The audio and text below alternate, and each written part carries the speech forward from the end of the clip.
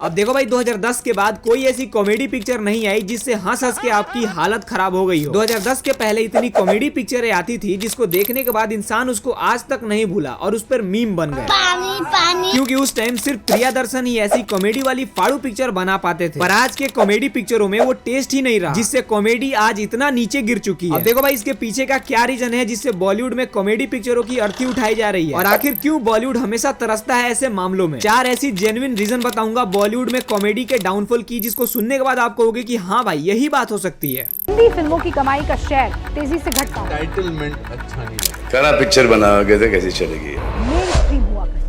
Reason number 1, अब देखो भाई साल 2000 से 2010 तक ऐसा जमाना था जहां बॉलीवुड अपने कॉमेडी जॉनरा वाली पिक्चरों से जाना जाता था, क्योंकि उस टाइम बॉलीवुड में एक के बाद एक कॉमेडी पिक्चरें हिट हो रही थी। और इसका सबसे बड़ा रीजन था उस टाइम के बेहतरीन डायरेक्टर जो अपने हाथों बॉलीवुड को एक पहचान दिला रहे थे, जिसमें कुछ बेहतरीन डायरेक्टर्स थे, जिसमें से एक है प्रियदर्शन, जिसमें प्रियदर्शन ने हेरा फेरी, भूल भुलैया, हंगामा, दे दनादन, भागम भाग जैसी सुपरहिट फिल्मों से बॉलीवुड पर राज किया। अब देखो भाई बॉलीवुड के शुरुआती दिनों में यही वो पिक्चरें थी जो मासूमियत और सफलता के साथ जुड़ी थी, जिसमें चलती का नाम गाड़ी और पड़ोसन जैसी फिल्में भी थी, जो भाई कसम से हंसने पर मजबूर करती थी, क्योंकि भाई इसमें हंसी साफ थी, मजाक थे जो तरार था। और रही बात कहानी की तो इसका अंदाज किसी से कम नहीं था, क्योंकि ये दिन था the golden era of laughter and glamour का, जहां अगर हम पहले और आज के डायरेक्टर्स को कंपेयर करा दे तो पहले जो प्रियदर्शन या कोई और कॉमेडी पिक्चर बनाता था तो वो रस्टी और लो ब्राइटनेस होती थी, मतलब कि जैसा सीन उसके हिसाब से ही एक्टर को दिखाना होता है। पर आज के समय में पहले से 200% ज्यादा ब्राइटनेस के साथ पिक्चरें बनाई जा रही हैं, और जहां रस्टी लुक चाहिए वहां भी एक्टर को साफ सुथरा दिखाया जा रहा है। अब देखो भाई इसीलिए हर पिक्चर उतना इम्पैक्ट आजकल के जमाने में नहीं डाल पा रही। देखो भाई सीधा सा आंसर निकलता है, अगर एक वर्ड में इसको बोला जाए तो ब्यूटिशियन पे ज्यादा ध्यान दिया जा रहा है। Reason number 2, the rise of the laugh riot and joke recall value. देखो भाई बॉलीवुड ने देखा एक हंसी का जुनून, गोविंदा और डेविड धवन ने अपनी क्या जबरदस्त पहचान बनाई। रंगीन सेट, ताजा म्यूजिक, बेस्ट कॉमेडी लाइंस और ओवर द टॉप परफॉर्मेंसेस, जिसने अपना एक अलग जॉनरा बना लिया कॉमेडी का। जैसे कूली नंबर 1, हीरो नंबर 1, जिससे बॉक्स ऑफिस का चेहरा एकदम से हरा हो गया। पर देखो भाई अचानक से बॉलीवुड में कॉमेडी का डाउनफॉल हो गया, क्योंकि किसी भी पिक्चर की एक रिकॉल वैल्यू होती है। जैसे हेरा फेरी के बाद पार्ट 2 बनाया गया, क्योंकि हेरा फेरी के डायलॉग से वो रिकॉल वैल्यू सेट हो गई थी, जिससे भाई हम सब इसके सीक्वल को भी देख लिए और पहले पार्ट को भी काफी बार देखा, क्योंकि मजा तो बहुत आता है, क्योंकि रिकॉल वैल्यू सेट हो गई थी। इसलिए इसके साथ ही वेलकम पिक्चर को ही ले लो, जिसके जोक्स को आराम से भी डिलीवर करोगे तो भाई उस पर हंसी आएगी, क्योंकि उसका जोक्स बहुत शानदार था। पर आजकल किसी भी जोक्स को जबरदस्ती हमारे मुंह में ठूसा जाता है कि तुम्हें भाई कैसे भी हंसना ही है। देखो भाई थर्ड रीजन है मास मसाला आफ्टर स्टारडम ऑब्सेशन। आजकल के डायरेक्टर सोचते कुछ और ही हैं और करते कुछ और ही हैं, मतलब कि अगर तुम कोई कॉमेडी पिक्चर बना रहे हो तो वो बाद में जाके मास मसाला वाली पिक्चर बन जा रही है। देखो भाई बनानी है कॉमेडी मूवी, पर असल मुद्दा ये है कि मास वाले ऑडियंस को भी यहाँ पे खींचना है, और यही इनका रास्ता घूम जाता है, क्योंकि इस चक्कर में आप कॉमेडी पिक्चर में एंट्री सीन घुसा दे रहे हो जहाँ उसकी जरूरत 0% भी नहीं है। अब देखो भाई कॉमेडी पिक्चर बना रहे हो तो उसको ऐसे बड़े लेवल पर ग्लोरीफाई या रिप्रेजेंट क्यों कर रहे हो। भाई एग्जांपल के लिए तुम शहजादा को ही ले लो, असल में थी ये कॉमेडी पिक्चर, पर अब मूड बदल गया तो अब इसे दिखाएंगे मास मसाला। भाई कॉमेडी पिक्चर में एक अधमरा सा इंसान होता है जो आराम आराम से फ्लोर पर जाता है, कॉमेडी को बिल्ड करता है, तो उसकी एंट्री सीन को दिखाने का क्या सीन बनता है। रीजन नंबर 4, दिमाग से पैदल। अब एक बात बताओ, पहले जितनी भी कॉमेडी पिक्चरें आई जो सुपर डुपर हिट थी, उनके अगले पार्ट यानी उसके सीक्वल के लिए उन डायरेक्टर को क्यों अप्रोच किया जा रहा है जो अभी के फ्लॉप फिल्में बना रहे हैं, जिनको कोई आइडिया नहीं है कि कॉमेडी की सीक्वल कैसे बनाई जाती है। सिर्फ और सिर्फ ऐसे डायरेक्टर जो फ्लॉप हो चुके हैं, पर इनसे ये अपना करियर रिवाइव करना चाहते हैं। अब भाई जैसे गदर 2 को बनाया, इसका रिकॉल वैल्यू सेट कर दिया गया, फिर बाद में वही काम, जिससे अगर तुम 100 करोड़ की पिक्चर बना रहे हो तो 100 करोड़ रिटर्न। अब देखो भाई गदर 2 के पहले पार्ट का एक रिकॉल वैल्यू सेट था, जिससे 50% ऑडियंस आ गई दूसरे पार्ट को देखने के लिए, और बाकी 50% ऑडियंस आई इसके बनाए हुए हाइप के वजह से। एग्जाम्पल तुम खुद ही ले लो, वेलकम 3 को कौन बना रहा है? अहमद खान, जिन्होंने टाइगर श्रॉफ के साथ काम किया है, पर कॉमेडी में ये आ रहे हैं ना भैया ना। अब देखो भाई क्वालिटी मैटर करता है ना कि क्वांटिटी, तो ऐसे डायरेक्टर को सीक्वल बनाने के लिए कभी नहीं देना चाहिए जिसका ट्रैक ही खराब हो। वैसे आप इसका क्या रीजन देना चाहोगे भाई, हमें कमेंट में जरूर बताना। ओ भाई थक गया, आरिफ